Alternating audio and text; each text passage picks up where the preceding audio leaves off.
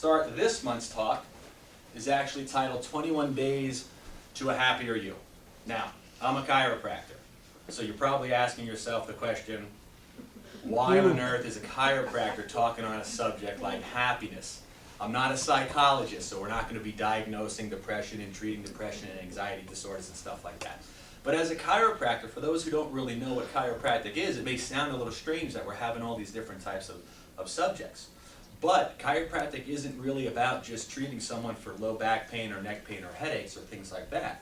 My focus as a chiropractor is 100% on somebody's nervous system. It just happens to be located in your spine, which is where your back is. So we don't adjust the spine because that's where the pain is. We adjust the spine because that's where the nervous system is. And the nervous system I'm talking about is your central nervous system. That's your brain and your spinal cord. Your central nervous system controls the whole show. It's the master controller of everything. Every single day it sends billions and billions of messages down the spine, out the nerves, to all the different body parts telling them what to do.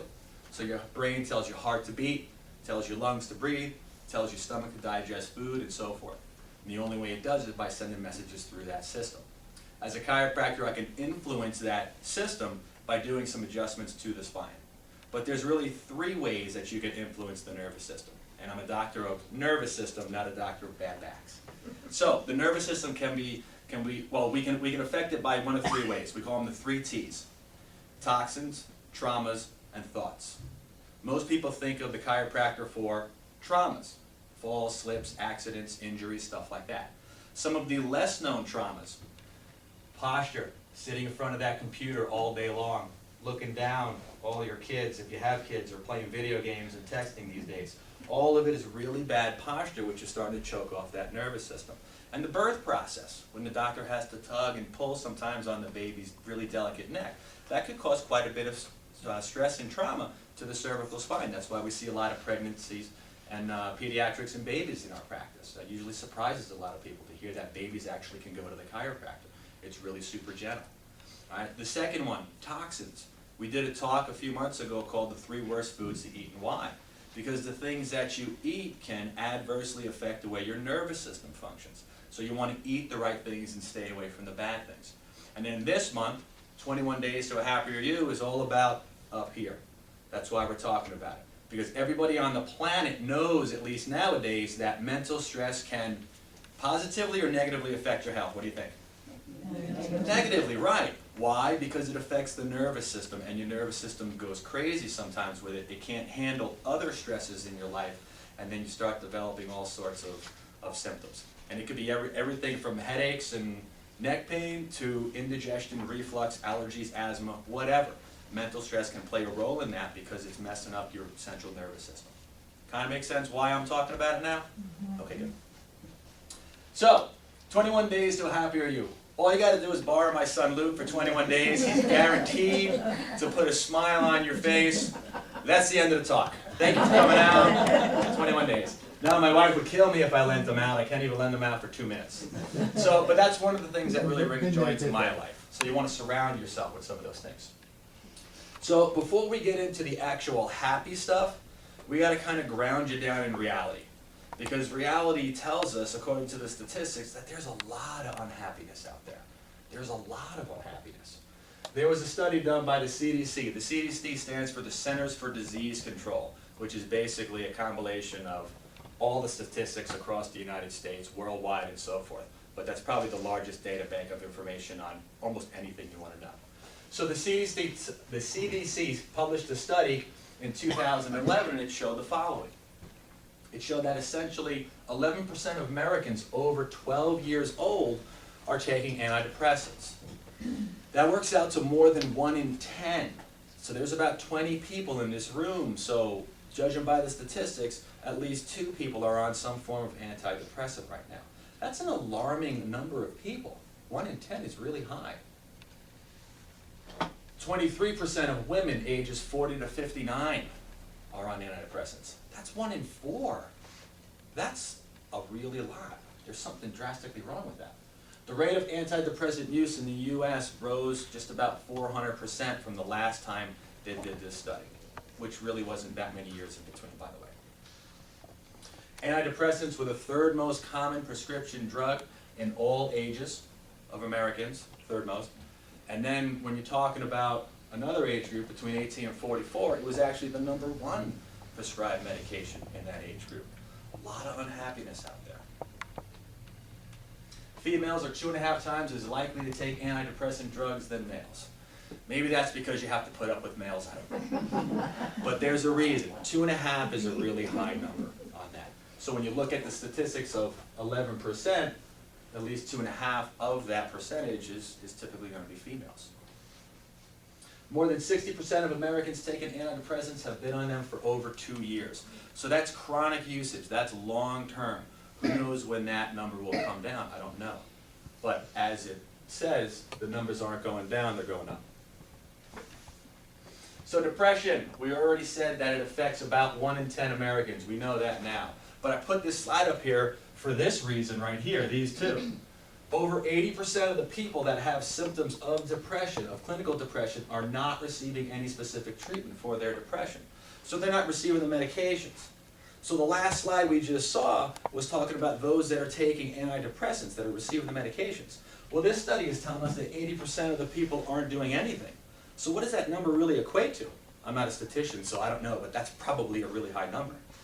Down below here, the number of patients diagnosed with depression increases approximately 20% each year. That's why I went up to 400% when they did the follow-up study. Worldwide facts, 121 million people around the world currently suffer from some form of depression. One of the darkest colors is where? US. You know, we don't do anything little, do we? You know, we take it all. We just go for the gusto. The only one higher than the US is India. India is over 36% diagnosed with depression. But United States is between 30 and 36. So maybe that's the real number. Maybe it's really 1 in 3 people have some type of clinical depression, not really 1 in 10 that are taking the medications. 1 in 3 puts a lot more people in this room on antidepressants if that's the way you want to treat it. Startling numbers. So what's the answer? Anyone? Anyone? To start, let's read a story.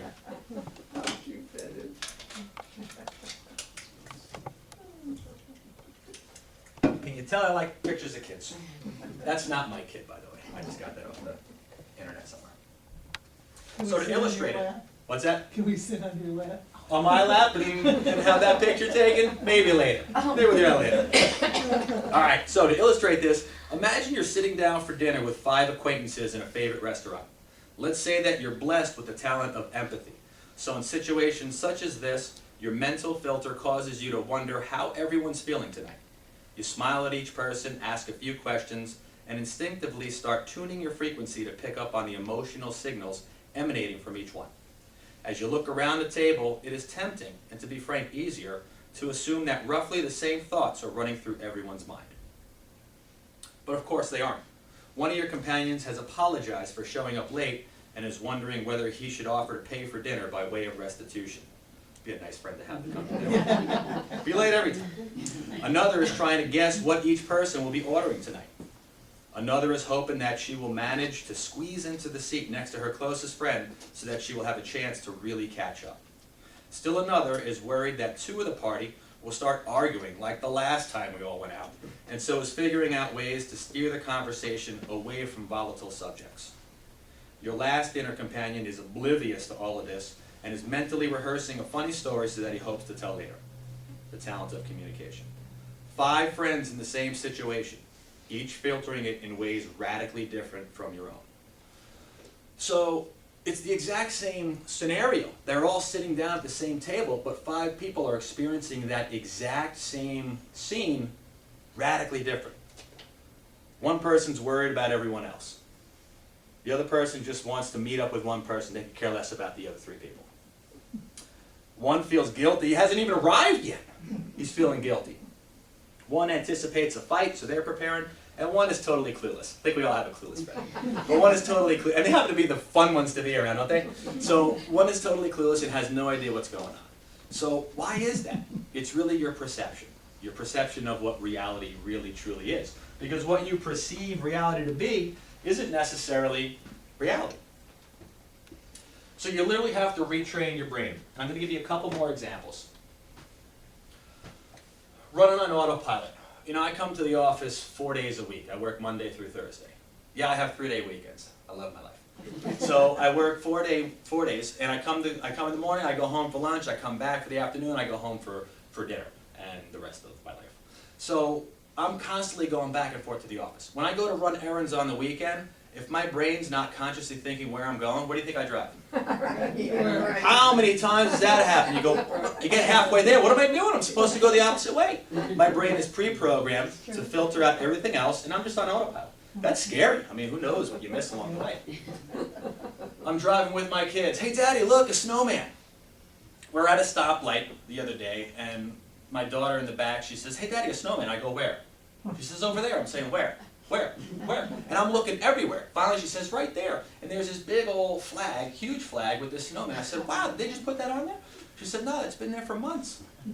It's a stop place I go through all the time. She notices snowmen, she notices dogs, she notices playground, she notices blue sky, she notices birds on the wires outside. What do I notice? That guy up front's driving too slow. The guy behind me is way too fast. This person's trying to cut me off. Do I have to catch every red light on this street every time I come down? So my experience is obviously very different from my daughter's experience in the back seat. Okay? It's all about perception. You buy a new car. I started looking around at Chevy Silverados. I don't have one, but I figured I might as well check it out. Maybe I need to. I'm a guy and I need a truck sometimes. So I never really noticed how many Silverados there were. But once I started actually looking, there's one, there's one, there's one, there's one. Did everybody buy a Silverado over the weekend? No! My brain was not programmed to see it, so I never even noticed it. But now that I'm creating awareness of something, now all of a sudden I start to notice some things. So you kind of see where we're going with this whole perception thing. Now, every time we get together with blank, fill in the blank, blank happens. I don't think I have to go into any details about that, but basically it's some of those people you just either really like to be around or you just really want to avoid.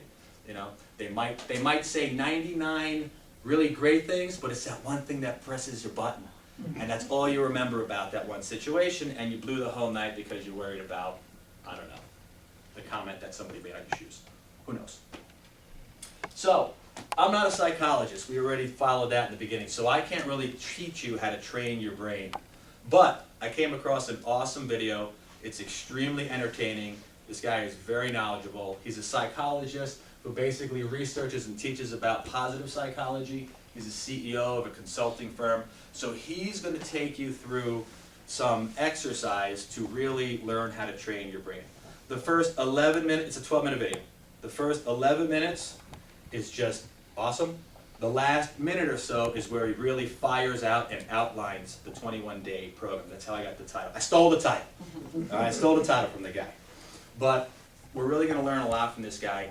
And don't worry about trying to memorize everything. I do have a handout to give everybody about the bullet points on the 21 days to do. So just sort of sit back, relax. If you think I talk fast, hold on to your hats, because this guy really flies. Oh, I should mention, I did get this video off of something called TED.com. Has anybody ever heard of TED.com? No. All right, I wrote it on your references on your sheet for that as well. That's where the video is. TED.com is basically thousands of these short clip burst videos on everything you could possibly imagine. They have phenomenal speakers. So if you like what Sean has to say in his message, go on to TED.com and just sort of type in a subject matter, and you'll find some amazing things. And every video is between 5 and 12 or 15 minutes long tops. That's like their rule. It has to be real short. That's why they speak so fast.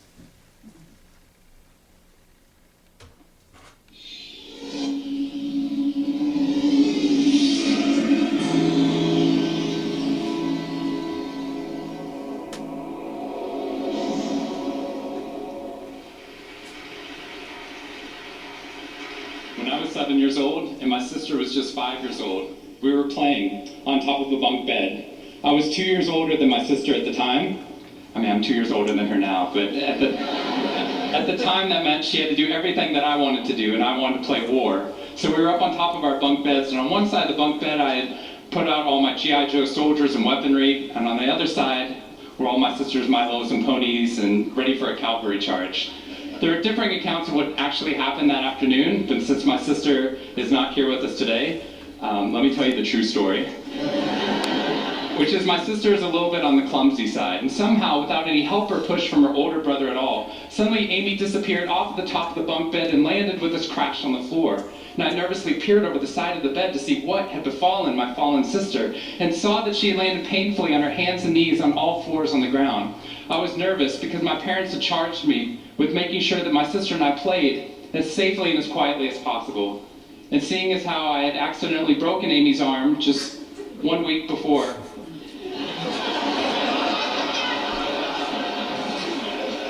heroically pushing her out of the way of an oncoming imaginary sniper bullet, for which I have yet to be thanked. I was trying as hard as I could. She didn't even see it coming. I was trying as hard as I could to be on my best behavior, and I saw my sister's face this wail of pain and suffering and surprise, threatening to erupt from her mouth and threatening to wake my parents from the long winter's nap for which they had settled. So I did the only thing my little frantic 7-year-old brain could think to do to avert this tragedy. If you have children, you've seen this hundreds of times before. I said, Amy, wait, don't cry, don't cry. Did you see how you landed? No human lands on all fours like that. Amy, I think this means you're a unicorn. Now that was cheating, because there's nothing in the world my sister would want more than not to be Amy the hurt 5-year-old little sister, but Amy the special unicorn. Of course, this was an option that was open to her brain at no point in the past. And you could see on my poor, manipulated sister's face conflict, as her little brain attempted to devote resources to feeling the pain and suffering surprise she just experienced, or contemplating her newfound identity as a unicorn. And the latter won out. Instead of crying, instead of ceasing our play, instead of waking my parents with all the negative consequences that would have ensued for me, instead, a smile spread across her face, and she scrambled right back up onto the bunk bed with all the grace of a baby unicorn, with one broken leg.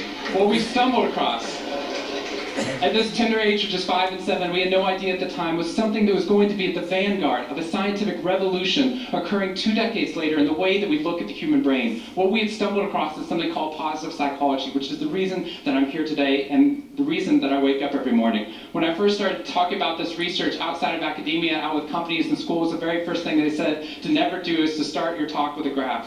The very first thing I wanted to do is start my talk with a graph. This graph looks boring, but this graph is the reason that I get excited and wake up every morning. And this graph doesn't even mean anything, it's fake data. What we found is,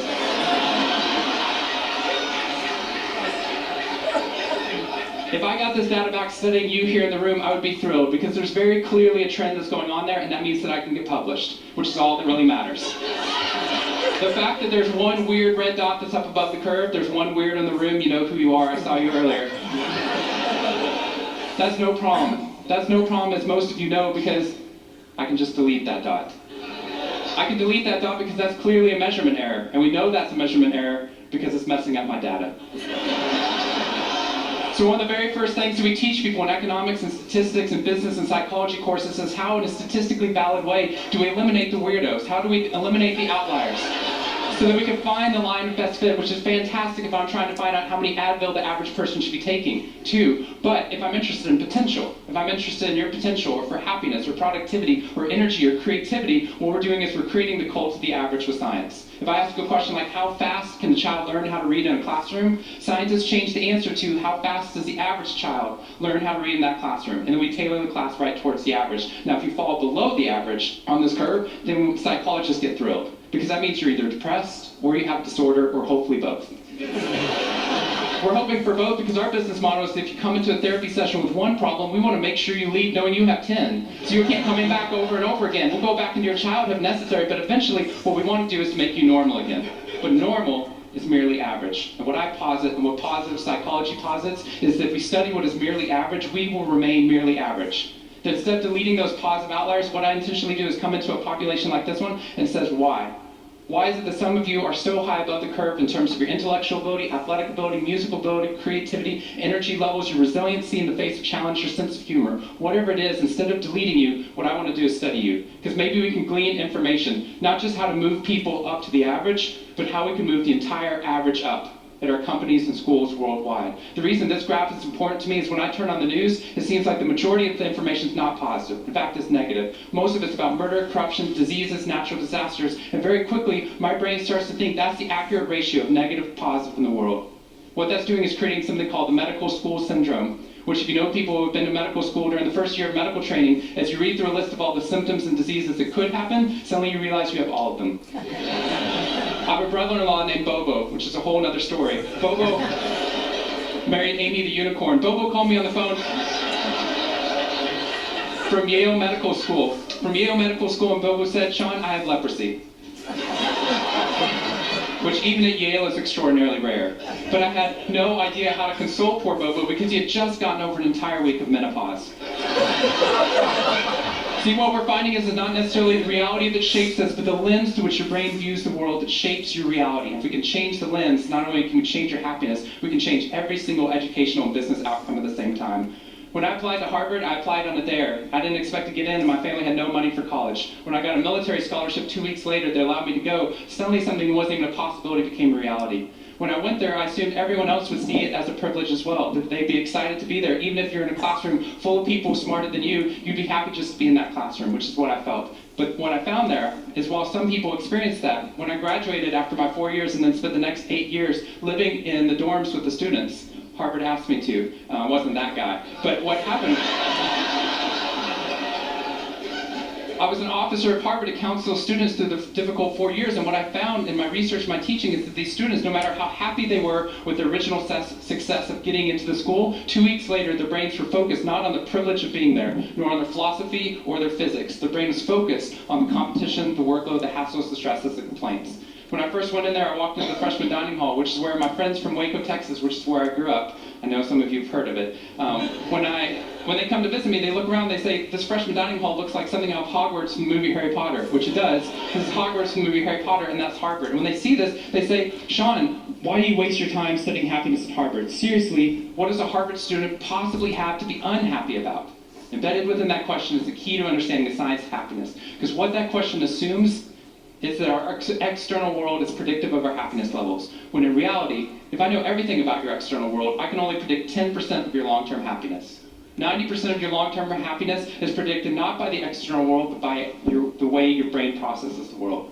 And if we change it, if we change our formula for happiness and success, what we can do is change the way that we can then affect reality.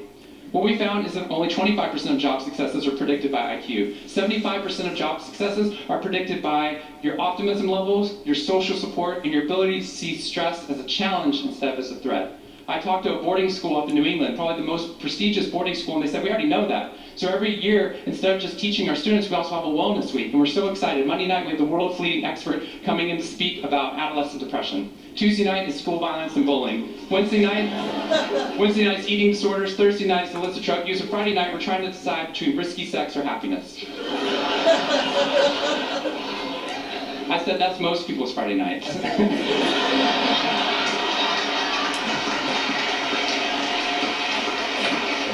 Which I'm glad you liked, but they did not like that at all. Silence on the phone. And into the silence, I said, "I'd be happy to speak at your school, but just so you know, that's not a wellness week, that's a sickness week." What you've done is you've outlined all the negative things that can happen, but not talked about the positive. The absence of disease is not health. Here's how we get to health. We need to reverse the formula for happiness and success. In the past 3 years, I've traveled to 45 different countries, working with schools and companies in the midst of an economic downturn. And what I found is that most companies and schools follow a formula for success, which is this: if I work harder, I'll be more successful. And if I'm more successful, then I'll be happier. That undergirds most of our parenting styles, our managing styles, the way that we motivate our behavior, and the problem is it's scientifically broken and backwards for 2 reasons. First, every time your brain has a success, you just change the goalpost of what success looked like. You got good grades, now you have to get better grades. You got into a good school, now you have to get a better school. You got a good job, now you have to get a better job. You hit your sales target, we're going to change your sales target. And if happiness is on the opposite side of success, your brain never gets there. What we've done is we've pushed happiness over the cognitive horizon as a society. And that's because we think we have to be successful, then we'll be happier. But the real problem is our brains work in the opposite order. If you can raise somebody's level of positivity in the present, then their brain experiences what we now call a happiness advantage, which is your brain at positive performs significantly better than it does at negative, neutral, or stressed. Your intelligence rises, your creativity rises, your energy levels rise. In fact, what we found is that every single business outcome improves. Your brain at positive is 31% more productive than your brain at negative, neutral, or stressed. You're 37% better at sales. Doctors are 19% faster, more accurate at coming up with the correct diagnosis when positive instead of negative, neutral, or stressed, which means we can reverse the formula. If we can find a way of becoming positive in the present, then our brains work even more successfully, as we're able to work harder, faster, and more intelligently. What we need to be able to do is reverse this formula so we can start to see what our brains are actually capable of. Because dopamine, which floods into your system when you're positive, has two functions. Not only does it make you happier, it turns on all the learning centers in your brain, allowing you to adapt to the world in a different way. We found that there are ways you can train your brain to be able to become more positive. In just a 2-minute span of time, done for 21 days in a row, we can actually rewire your brain, allowing your brain to actually work more optimistically and more successfully. We've done these things in research now in every single company that I've worked with, getting them to write down 3 new things that they're grateful for 21 days in a row, 3 new things each day, and at the end of that, their brain starts to retain a pattern of scanning the world not for the negative, but for the positive first. Journaling about one positive experience you've had over the past 24 hours allows your brain to relive it. Exercise teaches your brain that your behavior matters. We find that meditation allows your brain to get over the cultural ADHD that we've been creating by trying to do multiple tasks at once, and allows our brains to focus on the task at hand. And finally, random acts of kindness or conscious acts of kindness. We get people, when they open up their inbox, to write one positive email praising or thanking somebody in their social support network. And by doing these activities, and by training your brain, just like we train our bodies, what we found is we can reverse the formula for happiness and success, and in doing so, not only create ripples of positivity, but create a real revolution. Thank you very much.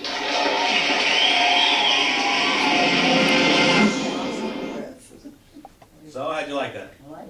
Another great talk, right? Tons of them on TED.com. Check it out. All right, so I don't think I could have said it any better, which is why I didn't steal this whole presentation, just the title. I gave him the credit. All right, so training your brain to become more positive. We're going to outline those 5 things he talked about. The first one is 3 new gratitudes each day. Basically, doing 3 new gratitudes each day trains your brain to scan the world for the positive instead of the negative. Now, I know some people that never say positive things. All they ever do is complain. Now, I want to I'm going to add a 6th one to this 21 days things. Don't talk about the weather. Everybody in Broome County talks about the weather. Is it ever good? It really is, but you just think it's bad. Everybody always, ever since I moved here, everybody talked about, Binghamton's was the second rainiest city in the nation, behind Seattle or somewhere out there. So don't talk about the weather because you're never really going to say anything nice about it. So try and I hear it all day long. All day long, people come in and talk about it. Those that are patients are going to be real careful now. Gosh, I better not talk about it. Someone's going to get mad at me. So, 3 new gratitudes each day. It is not easy. 3 new gratitudes each day. New ones. That means you got to come up with 63 new gratitudes by the end of 21 days. Do the math, 21 times 3. All right? That's not easy. I ask people, tell me a positive thing. What do they usually say? Well, it ain't raining. The sun's out. Or, I woke up this morning. Okay, those are 3 for your first day. That's it. Now, you can't use them again for the rest of the days. It's going to train your brain to really scan the world and look for something positive. And when you actually create that habit, which takes about 21 days, that's when you're going to start really noticing some of these changes. Okay? Second one, journaling about 1 positive thought each day. So you can take one of your gratitudes, or maybe you had a positive experience doing something else. What this will do is it'll allow your brain to actually relive that experience. So you can find a joyful moment in your life, write it down, and if you want to go back day after day and kind of read all the details about what you really enjoyed that one particular day, you're going to actually imprint that into your brain a lot stronger. That's a really cool one. Exercise. Every talk I give, I talk about exercise. If you're not doing it yet, just do some exercise. It helps out with everything. Everything. Cardiovascular health, strengthening, mental health, all sorts of stuff. Digestion, cancer, you name it. There isn't anything on the planet that I know of that exercise can't help out in one way, shape, or form, because it makes your body healthier and your body can process things a lot better. Meditation. Meditation allows your brain to get over the cultural ADHD that we've created by trying to do multiple tasks at one time. It allows your brain to focus on the task at hand. unplug. Turn the TV off, turn your phones off, get off the internet. Just be quiet, shut down, take a walk outside, 10 minutes, 15 minutes, whatever. Just really try and disconnect from the world, because technology is not making our lives happier or easier. Life was a lot simpler 15, 20 years ago. It's much more complicated now, and it's supposed to be easier with technology helping us out. So really try and unplug and get back to nature. So you don't have to go through the official like meditation, you can just like go for a walk and just try. Absolutely. Meditation can be taken so many different ways. It could be just simple quiet time. You know, if you really try and think of nothing, blank, you'll probably do it for about 4 seconds. Seriously. It's so difficult to think of nothing. Try it. People that actually meditate for years can actually think of nothing for a while, but it's so incredibly difficult to just shut your brain down. But meditation, you can take a class on meditation. You can do all sorts of things with meditation. Is it okay just to be in the moment, like just to walk and enjoy the Absolutely. weather, and is that like meditation or? To me it is. Yeah. Quiet time, disconnect, get away from society's craziness, and just sort of be out there in nature. Random acts of kindness, probably one of my favorite ones. Send one positive email per day to someone within your social network praising or thanking them. Maybe you don't know 21 people. I don't know. But then pick somebody twice that you really care about. Or, you know, if you're out at the grocery store and somebody really just gives you a really great experience, let them know it. Just say, hey, listen, you know, maybe it was the checkout person. But they were so lively, they were so upbeat, they asked you how you're doing, they just made you feel really nice. Let them know that. It takes what? 8 seconds to just tell somebody, you know what? I was actually having a pretty crummy day before I came in here, but you really put a smile on my face. I appreciate that. Keep on doing what you're doing. You're doing awesome. Thanks so much. And then walk out. You just changed that person's day. I would love it if somebody told me that. Tell me that when you walk out. So those are the 5 steps for the 21-day program. Any questions or comments on the 21-day program?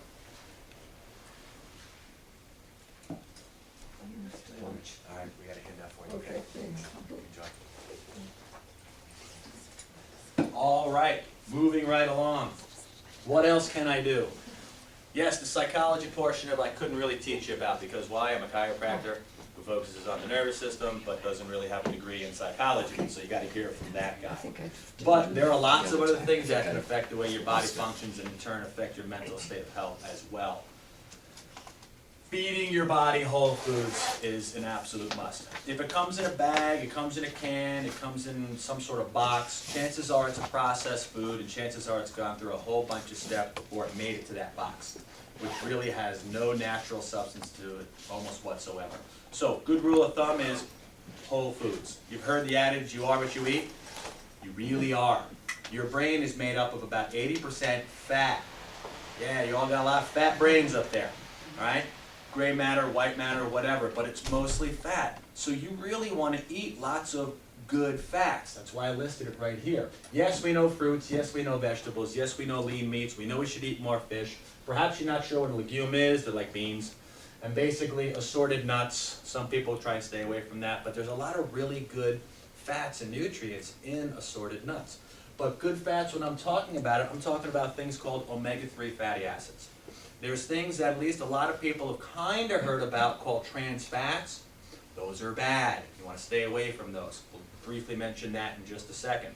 But you want to start incorporating some good fats, because your body literally breaks down and dies, and then it rebuilds itself.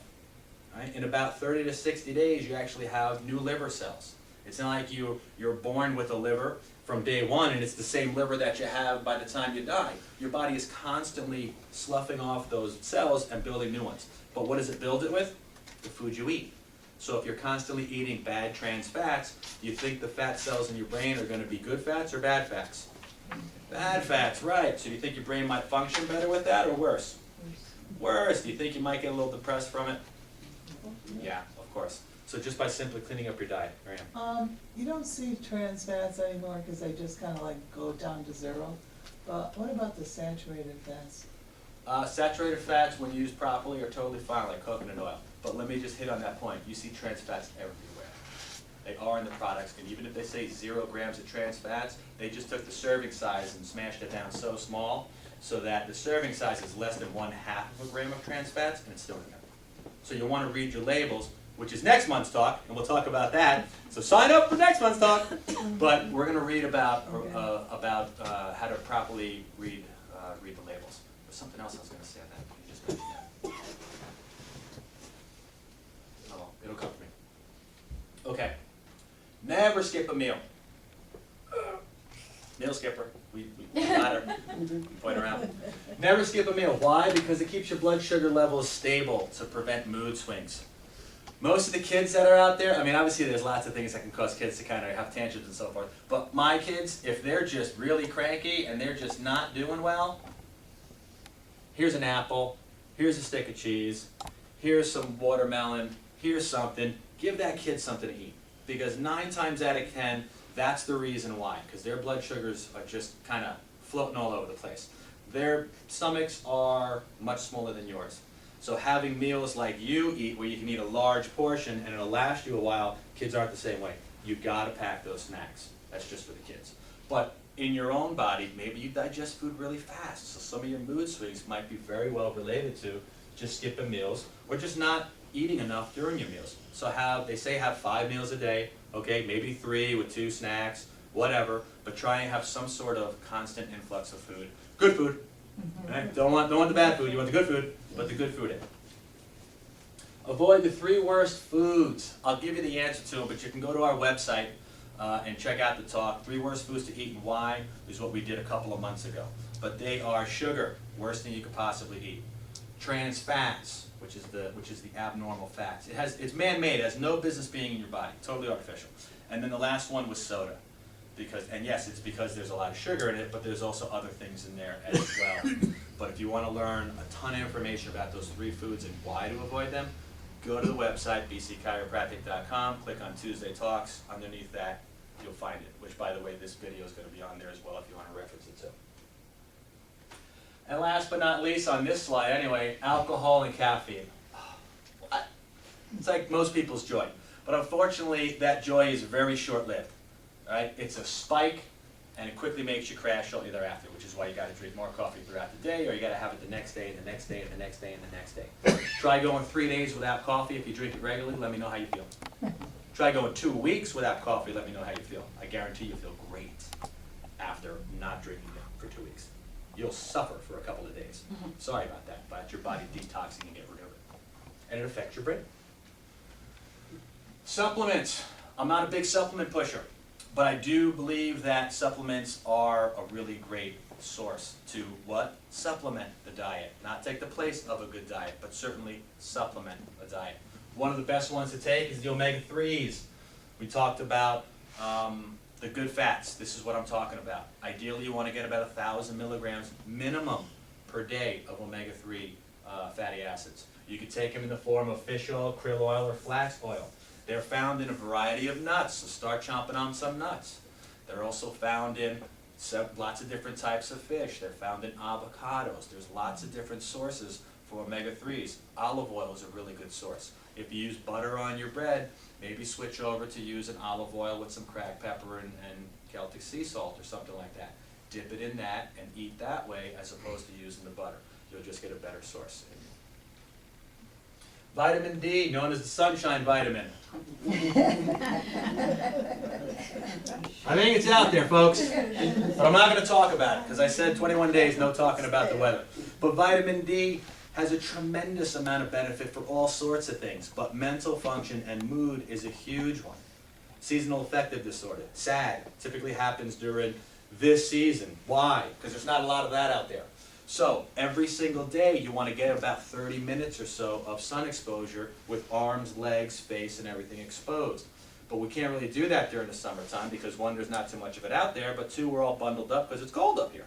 So you really want to supplement with some type of vitamin D. 5,000 to 8,000 IUs per day for the average person is actually considered a really good amount. Right? Some of the multivitamins say 400, way too low. Guaranteed, almost 99% of people in this area are deficient in vitamin D. If you get your blood levels tested, your doctors will tell you that. So you really want to ramp those things up. And it's super inexpensive. Vitamin D is probably one of the cheapest supplements out there, so invest the extra 72 cents or $1.50 and get the higher quality one versus the generic one you buy off the shelf like a CVS brand or something like that. Can you overdose? You can, which is why you don't want to go much over 8,000. Thanks for asking that question, Jack. So my doctor hat says you got to get your blood levels tested. Now, they say you want to have at least 35, the number 35 or more. Really, most of the experts say between 50 and 70 is what you want. Most people come in, they tell me they're deficient, they're about 9 or 14. They really got to ramp it up, okay? So ideally, yes, Dr. Head on, you need to get your blood test taken. They are a fat-soluble vitamin, which means they're not water-soluble. So most of your vitamins you can take, overdose, and urinate out. But fat-soluble ones get stored inside your fat cells, which is why you can build up a toxicity to it. Vitamins A, D, E, and K. If you are deficient, you can easily be depressed. That's Absolutely. one vitamin that impacts that. It's also a cancer vitamin. It's an immune system booster. It helps with skin, teeth, eyes, hair. It helps with cardiovascular health. It helps with digestion. It's pretty much like your end-all. This is what I recommend everybody take, whether you're symptomatic or not, is fish oils, vitamin D, and a good solid whole food vitamin, multivitamin. Excuse me, does the vitamin D have to be combined with calcium? For calcium to absorb better it does, but vitamin D on its own, if you're just looking to get vitamin D, no, it doesn't have to be combined with calcium. Okay. I would recommend taking it with foods though, because typically it is going to latch on to some sort of fat and get absorbed. You can get absorbed better that way. 5,000 seems like an awful lot for, maybe just the amount, 5,000. Therapeutic doses are 50,000 or more. That's people that are really deficient. They give them 50,000 pills, and you know it's all in. The ones we carry, the capsule is that big. It's really small. You can also get dropper forms. 5,000 sounds like a lot if you're thinking like, you know, I take a baby aspirin at 81 milligrams in international units. That's like comparing apples to chainsaws. I mean, it's totally different. Yeah, you said that there's, you know, like CVS vitamins might not be the best vitamins. So like one They're definitely vitamin not. is I would highly recommend going to a health food store, Health Beat, Down to Earth, something like that, and really invest in some good quality supplements from something like that. Most of your generic ones, your chain ones, are going to give you some nutrients in there, but they're pretty much the cheapest of the cheap, which is why they can afford to sell them for less. You know, supplements, just invest in a good supplement to get some good quality nutrients. A B complex known as the nerve vitamins. Why? Just to get that nervous system working well. That's a simple way to remember B complex. And then your whole food multivitamin. It covers most of your bases. Most of your CVS brands or whatever, I keep hitting CVS, but Wegmans got them, and Wise probably has them, I don't know, but all sorts of them. Your A to Zinc, you know, one of those ones too. One a day, those are called synthetic vitamins. And what they do is they take out and they factor out vitamin C and they put it in here. And they take vitamin E and they put it in. And they take vitamin D and they put it in. And they take calcium and they put it in. So they isolate it down to a single ion. Don't get lost in the chemistry here. But basically there's probably about 30 or 40 different nutrients in there, which is pretty good. But a whole food vitamin grinds down carrots, beets, kale, Brussels sprouts, whatever. And now you have hundreds, if not thousands, of different phytonutrients, vitamins, minerals, and so forth that are in those capsules. They're in a low dose, so you're not going to get 1,000 milligrams of vitamin C, but your body typically doesn't absorb that anyway. So you get a much lower dose, but they have a lot of synergistic effects, which means if you absorb the calcium, who asked me that? The calcium with the vitamin D, it will absorb better than taking calcium and vitamin D separate. So if you eat these things in its natural state with the right ratios, you're going to absorb 100% of a whole food multivitamin versus a synthetic. Synthetics are good for treating certain things, but on a general whole wellness basis, I would highly recommend whole food supplements. And it'll make you happier. Reduce stress as much as possible. Why? Because stress can cause all sorts of issues. So go for a walk, a jog, or a run. There's that exercise thing again. You know, a great way of reducing stress. Get a massage, great way to release a lot of the toxins that are kind of built up in some of the muscles. Drink a lot of water after that to flush out some of those toxins as well. That'll affect brain function too. Watch a funny movie. Laughter is the best medicine, right? Pretty darn close. 3 belly laughs a day. 3 gratitudes, 3 belly laughs. That's going to make you happy, guarantee it. Laugh with family or friends. Laugh at family or friends. I don't care. Just get out there and start laughing again. Prayer, connecting with a higher power. We talked about meditation. My form is prayer. You know, it's so uplifting to try and take some of your stress and some of your problems and just sort of, you could say offer it up, you could say give it away, I don't care what you say, but just sort of verbally put it out there. I send it up to God, and He helps me out with that. So that really helps out my mental state. Volunteer to help others, a soup kitchen or your local church. If you've never done it, there's just something about helping another human being. Just like that person in the grocery store, you just made their day if you just simply tell them how great they made you feel, and they're just going to walk away. And you're going to walk away feeling even a lot better than what they did, just because you simply passed that information along. So volunteer at a soup kitchen, go to your local church. There's tons of organizations out there that you can volunteer some time with. And last, but certainly not least, anybody want to guess what it is? Go to your chiropractor. You win the prize. Get her a glass of water. Get her a cup of water. Get her 2 cups of water. Chiropractic.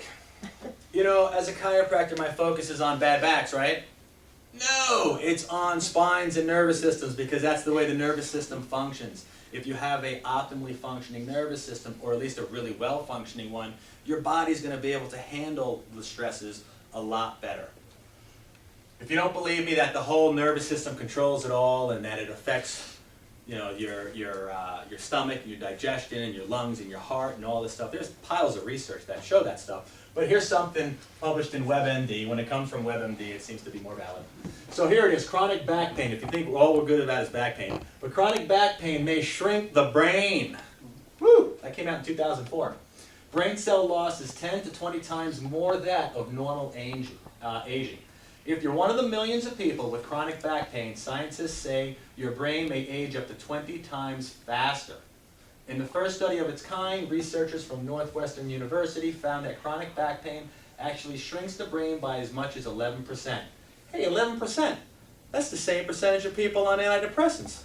That's kind of interesting. It shrinks the gray matter, which makes up part of the brain responsible for memory and information processing.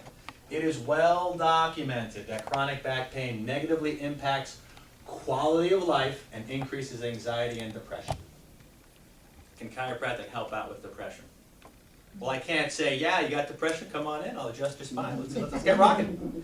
No, but we know that obviously if you're in chronic pain, that can really depress somebody. So simply turning that around, not just to get you out of pain, but to affect neural function, and now your body is better able to handle the stresses of the environment out there, or the foods that might not be as good as they can be. Your nervous system controls it all, so it can actually detox that body out as fast as possible. There are tons and tons of research articles out there that talk about increasing quality of life after receiving chiropractic care. All right? So, can it help out with mood disorders and mental functions? Absolutely. But it helps out by affecting the nervous system, and your body functions better. Kind of makes sense? Okay. Closing thoughts. This is from Sean Acker. Love the guy. 90% of your long-term happiness is predicted not by the external world, but by the way your brain processes the external world. Out of this whole presentation, if you're only going to do one thing, I want you to do the 21-day program. Because I can just guarantee you that really just taking care of your mental state and just trying to scan the world for the good that it has to offer, because there's so much good out there.